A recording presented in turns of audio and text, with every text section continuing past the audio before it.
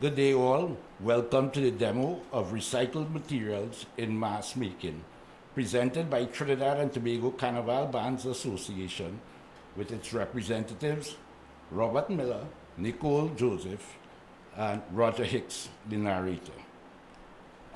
Today we shall begin with the demonstration of the use of this recycled toilet rolls. Ms. Joseph is going to demonstrate the process which will take you through the use of 4 toilet rolls per side in order to make devil horns, as demonstrated on the mannequin's head. Ms. Joseph will begin first with creating the base for the devil horn by cutting and putting layers of masking tape attached to separated pieces of the discarded toilet paper. They would be staggered sizes. You would gain the staggered size as you push in. It becomes smaller. You can attach it with masking tape, or you can staple it. When the pieces are put together, as she quickly demonstrates,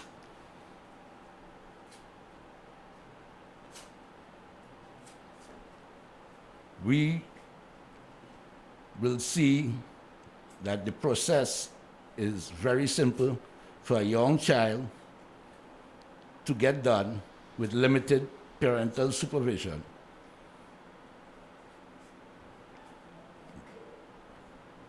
Ms. Joseph will use the tape, and upon completion, she is going to apply the horn, the completed horn, to a base that is marked out with a toilet paper roll and positioned at each end of the base of cardboard. Placed on an angle, you would see that she carefully staples each part of the horn to the base. There are a total of 9 pieces that are assembled in that production.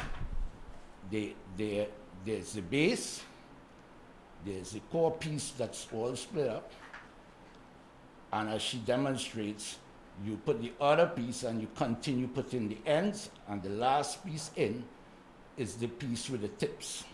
So you can get the finished product, which she will clearly indicate.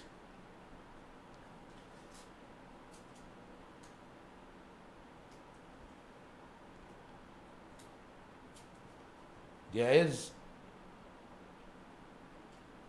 no delay time when it comes to preparing this, as you have no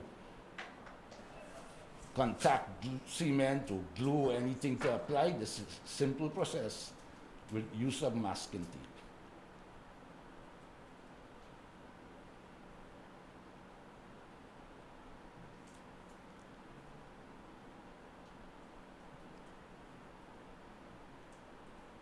Once the other horn is assembled,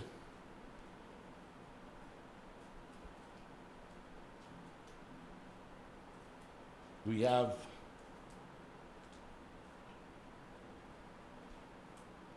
the same process as the first one was placed through, which would be to take the masking tape, make sure it's applied to keep all the pieces of cardboard in position. Then she would do the same thing again. She would apply the completed horn to the body of the base of the headband. This is the devil's horns being prepared for use by any group without anything other than recyclable material. They are punched. The base of the headband is punched, and strings are to be attached.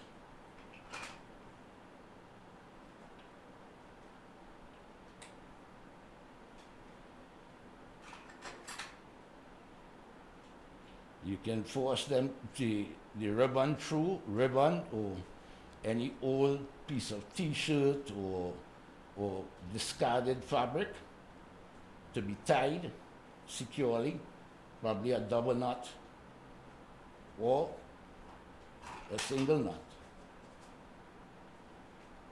Once that's done, what we have is the completed product.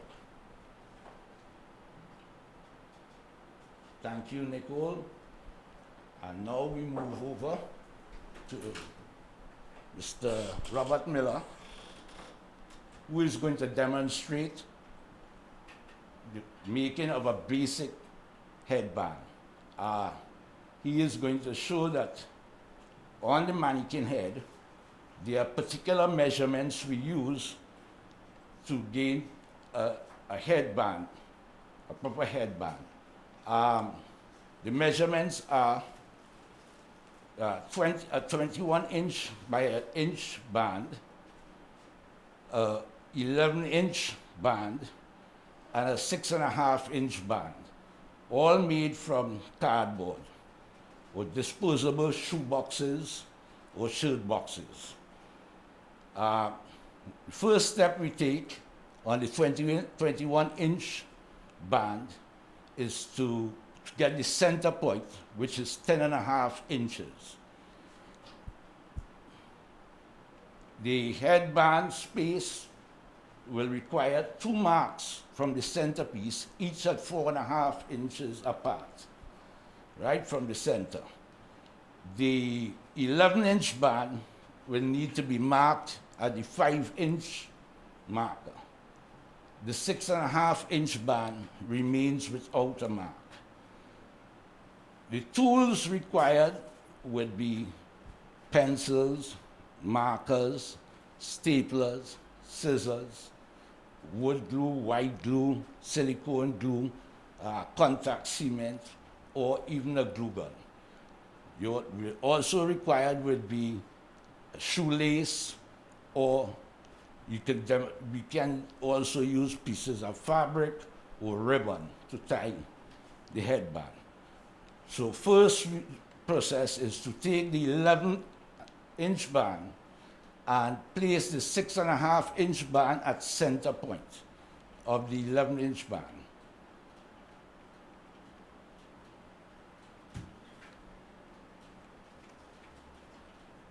Once placed on top, dead on center, you can now go ahead and staple through for firm positioning. Next stage would be to take that T form and attach it to the center of the 21-inch band.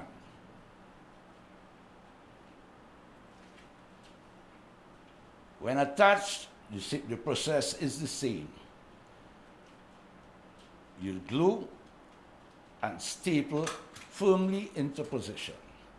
Next stage is going to be to take the side of the 11-inch band and attach it to the area that was 4.5 inches from the center of the 21-inch band.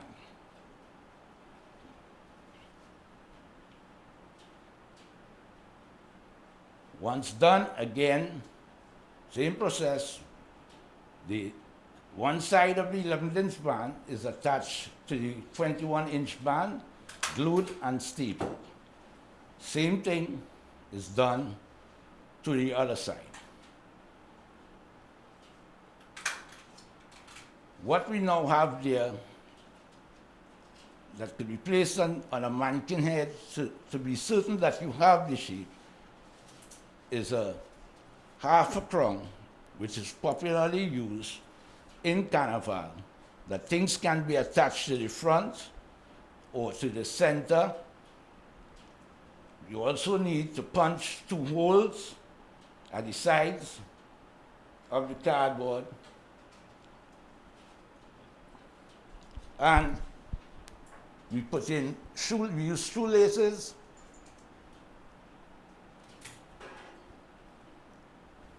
Or we use fabric to make sure that the headband, or the half a crown as it's popularly called, is attached to the head so it holds everything securely.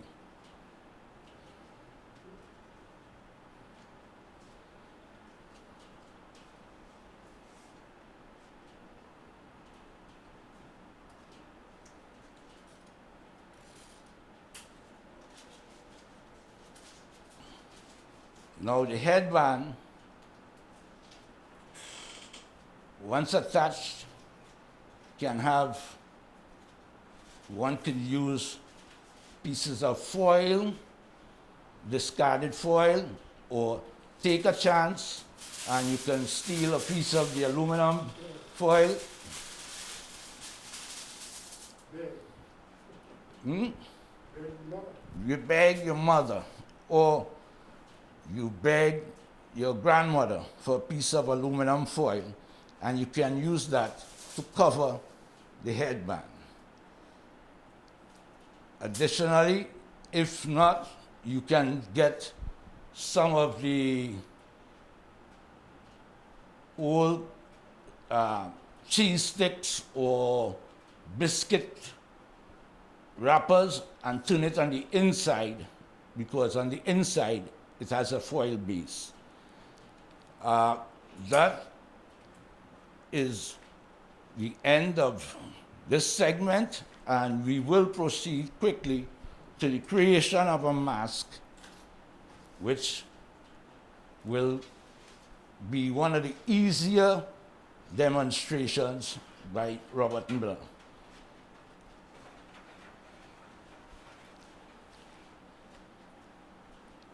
Okay, to get to a face mask, you can again use materials such as a shoebox or a shirt box or a gift box. You're basically going to get a 9-inch piece of cardboard by roughly 4 inches, and you're going to fold it, you're going to cut it and fold it in 2. After folding it in 2, you're going to get from center, you're going to get the 3/4 mark. Then you are going to get the 2 3/4 mark from that 3/4 mark, which will allow you to get the center line for the creation of the eyes. At that point, you're going to go to the end of the 2 3/4 mark and draw a line straight down across the 4 inches. And you will also have a line across the 2 3/4 inches. What will be required will be for you now to go from the edge of the 9 inches and draw a perpendicular line straight back to across the eyes to the half-inch mark, the half-inch mark, 3/4 mark from the center of the board. With that done, you now have to figure out the shape of the eye. To get the shape of the eye, you will have one area that is roughly 2 inches away from the start of the board, and the other side will be equal. When you cut the shape of the eye out, you will then be able to draw the outline of the style of the mask you want, from going from one corner to the end of the center of to the end of where the paper is folded into, and determine that that line first needs to be cut out. And according to the style of mask, you can make a domino mask, standard domino mask. You can make a Zorro type mask. I don't know how many of you know about Zorro. Or you can make pretty much the basic Carnival-esque mask. He will proceed to demonstrate the cutting out of the mask. The scissors.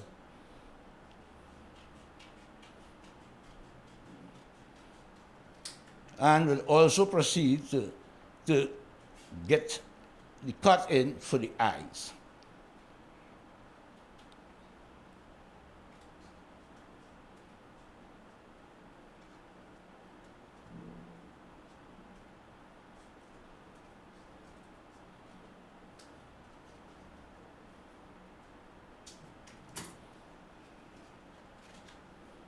Right. So let them all see what the mask look like. Right. So now we have a mask. The mask would need to be punched on the ends so that we can attach string for it to be tied back to the head. For us to go to styling that mask, we can use paints, we can use fabric, we can use the same foil to cover as base decoration, and it will give us a look at a foil mask. One could curve the mask to get the bridge area more in shape so it fits just about everybody. Or you could put a little V-score on it so that you get some dimension and not a flat mask on the face.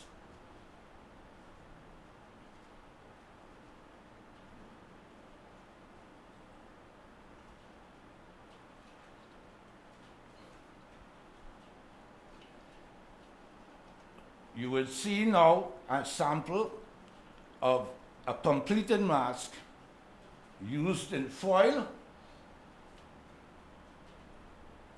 or you will see one used in paint. All done on recyclable materials. Thank you very much for this time. If you have any questions, you are free to ask. We have concluded with our demonstration.